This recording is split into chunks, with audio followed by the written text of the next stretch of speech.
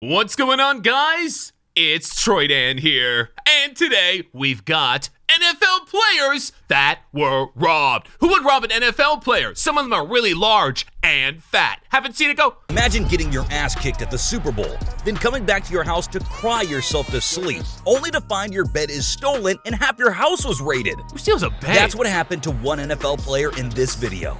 And after I did some research, I found stories much, much worse. Here are the NFL superstars that got robbed.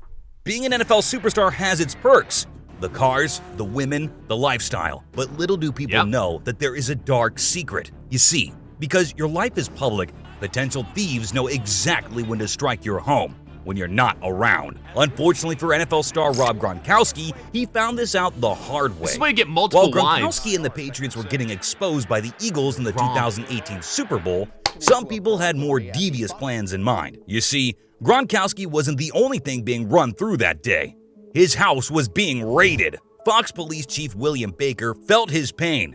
He went on to say, "I don't know if you've ever been to the side of a break-in, but when you're robbed and there's an intrusion into your personal space, it's unpleasant.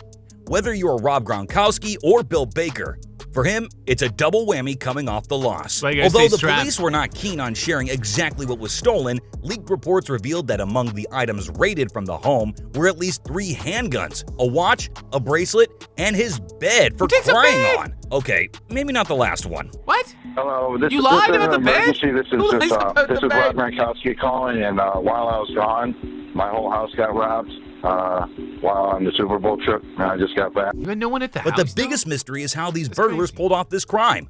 The burglars had gotten into Rob's house around 8 p.m. on Super Bowl night. They snuck past the front gate and entered through a window.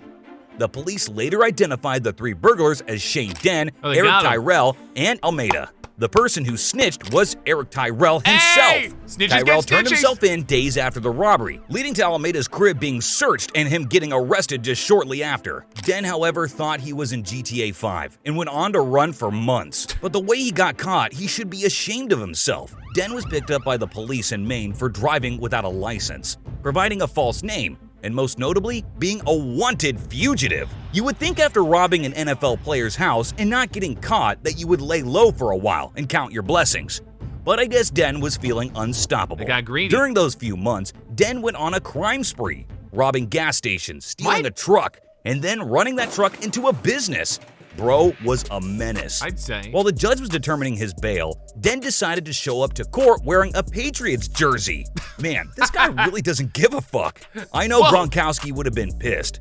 The judge wasn't too pleased either, giving him a bail of $100,000. But it? this story doesn't compare to how the next robbery nearly led to an NFL player losing his life. Ray Armstrong and Reuben Foster are teammates and best friends. But one bad moment led to them nearly losing it all. In October of 2017, after flying back from a team trip in Washington, the two decided to hit the local San Francisco nightclubs. At around 2 a.m., Not a good Sherlock idea. Foster noticed a white Audi with tinted windows that kept circling the building.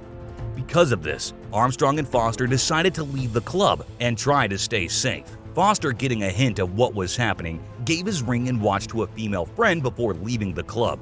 And Armstrong got a security guard to escort them to their car. This is when shit hit the fan. 2 masked men approached them on the side of the road holding an assault rifle and a handgun. The Taliban? Armstrong, Foster, and the security were having none of that, and they immediately bolted and escaped to a local hotel where they called police. The robbers weren't prepared to chase the NFL players, so after they ran, they decided to leave the scene and have not been identified since. Following the interview, Foster spoke to reporters saying, "I'm blessed to be safe. I don't want to get into no detail. I'm just happy that me and Ray and the rest of the people are safe. Well, that's It good. was a That's scary important. moment for my family and for the organization. I'm truly sorry to whomever was concerned and the organization itself, and the fans that I concerned them. You live and you learn. You don't need to Just watch your apologize. surroundings." Phew, that was a close call. If it wasn't for Foster turning into prime Sherlock Holmes, we may have had a different outcome. Unfortunately, the next player wasn't so lucky. Tom Brady was the victim of a cruel robbery that took place right in his locker room after a Super Bowl victory. Man, some of these criminals are straight hating. After the 2015 Super Bowl, Tom Brady was high on life. He gave his Patriots jersey to an official to take back to his locker room. What he didn't realize then was that this was the last time he would see his jersey in a long time. When the stadium had started to empty out, Brady went to his locker room only to find this jersey was gone. What? In my bag. I absolutely 100% put it in my bag. Someone But security stole. and staff were tasked with one mission: retrieve the jersey at all costs. But they found nothing. Tom, did you find your jersey? One brilliant person had the idea that the jersey must have been put for sale online. It must have been Foster. Brady later went on to speak about the incident, saying, "It's unfortunate because that's a nice piece of memorabilia. If it shows up on eBay or something, someone let me know. I will, I'll Tom. try to track that down. I will. I'm gonna Those find are that pretty person. special ones to We're gonna keep. get that jersey What can back you for you, do? Tom. I'll take the ring. That's good enough for me." No, Damn, you're Brady. getting it all It's back. not like you got another 6 Super Bowl gonna get championship your wife, jerseys. too, if you want her. Life ain't fair, man. But what isn't fair is how the thief got caught. You see, it was later reported that a Mexican journalist who had gotten a press pass snuck his way through all the chaos into the team's locker room, where he stole the jersey. It was daylight robbery. A 1,000-mile investigation ensued in search for the man that was identified as Martin Mauricio Ortega. This was all thanks to Dylan Wagner. Dylan Hey, Wagner was a yo, high Boston-born five, Patriots fan. So much so, he had even become a collector of specialty football items. Before the shocking heist had transpired, Wagner had sold a game-worn Deion Branch jersey on eBay. Wagner was interested in seeing the buyer's stacked collection of limited edition NFL gear. So he had to request pics. The buyer happily flexed his many jerseys and sent over 27 photos of Wagner. Little did the doofus know he had made the biggest mistake of his life. Wagner noticed there was one jersey that was placed front and center amongst the others, and that was a game-worn Brady jersey from that night. When Wagner asked how he got it, the buyer responded with, "I'll tell you later," and the two would never message again.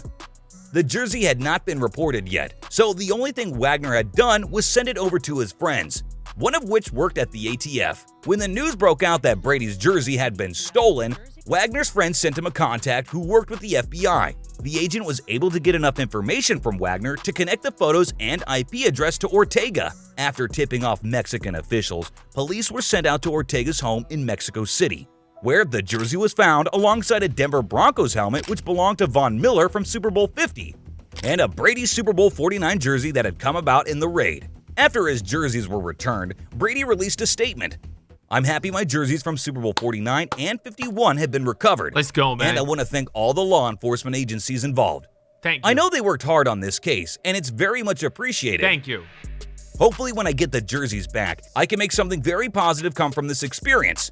Had it not been for Wagner's tip, the raid would have Yo, likely shout out never to happened. Wagner, man. Wagner was praised by Patriots Wagner, owner more Robert like Kraft, who gifted Wagner. Wagner a signed Brady football, signed Brady jersey, a pair of Kraft's Air Force Ones, and a pair of tickets to the next season NFL opener. Gronk, come back, The jersey please. Wagner had helped find was later appraised at $500,000. Man, Wagner is out here getting custom jerseys from the GOAT, while I'm here making YouTube videos. This ain't it, bro. Cheer me up by hitting that like button. While this Brady-Wagner episode ended well, this next player, Antonio Brown, not doesn't this get a happy dumbass. ending. Here's what happened. Antonio Brown is always in headlines for one reason or another. Who cares? And one thing about Brown is he loves to flex. But this time, showing off his expensive taste led to him getting bit in the ass. Good. Hope it After was by a coming back donkey. from vacation, Brown found out that $80,000 had been stolen from him in a bag along with a firearm. Brown had been crying in his apartment by himself after splitting up with his girl 2 weeks prior, so he knew he had to take a trip to get his mind off his girl. Police launched an investigation into what took place in Brown's apartment, and when I found out what happened, I was shocked.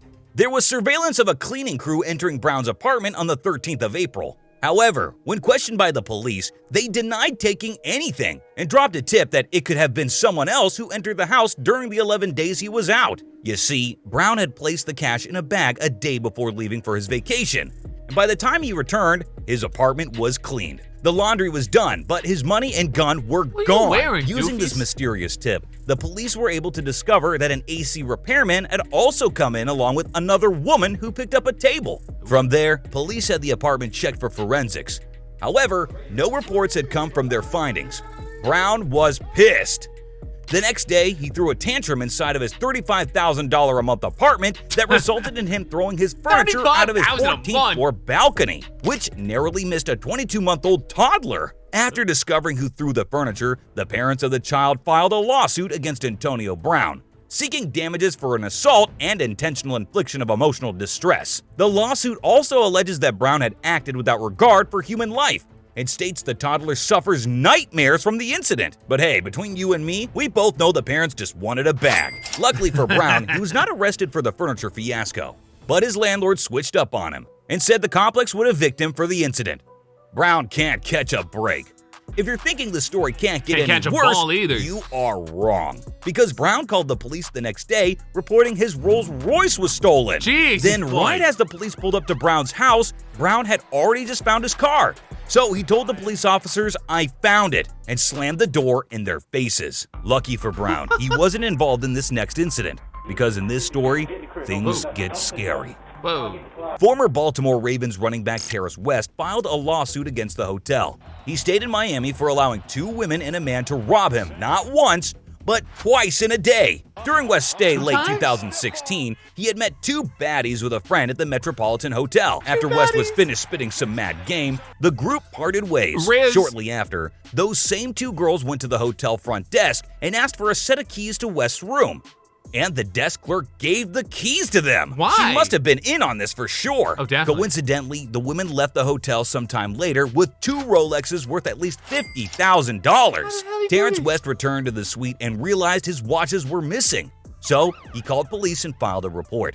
Little did Terrence West know, things were about to get insane. You see, after he called the police, West received a knock on his door just a few hours later. Assuming it was the police for a follow-up, he opened it, only to find another burglar. And this burglar wasn't playing around. The anonymous robber told West if he didn't comply, he would shoot him up and his friends. And after seeing the bulge in the robber's waistband, he knew it could either be a gun or something even more sus. And West wasn't about to take any chances. Terrence handed the thief $5,000 in cash and Louis Vuitton shoes. And luckily, he kept his life. But after this, West had one thing on his mind: vengeance. And since he couldn't get back at the thieves, he took it out on the hotel.